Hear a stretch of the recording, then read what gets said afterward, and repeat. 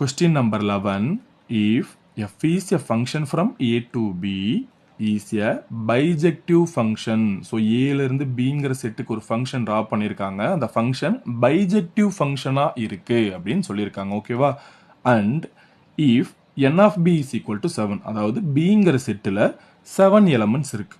bங்கிற settle என்ன இருக்கு? 7 elements இருக்கு. அப்போ then n of a is equal to ஏங்கிற செட்டில் எத்தனை எலமெண்ட்ஸ் இருக்கும் அப்படின்னு கேட்குறாங்க. That is the question. Option பாருங்க, ஆன்சர் என்னென்ன இருக்குன்னு.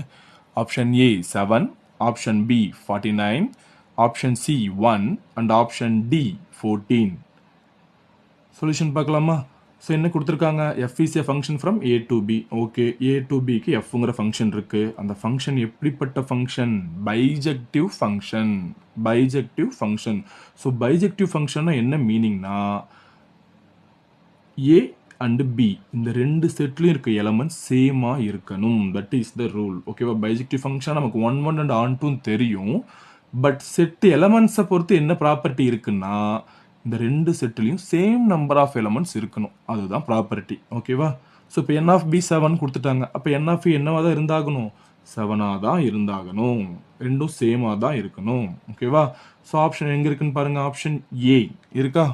ஆப்ஷன் ஏல ஆன்சர் என்ன இருக்கு? 7. So 7 is the correct answer. Yes, thank you.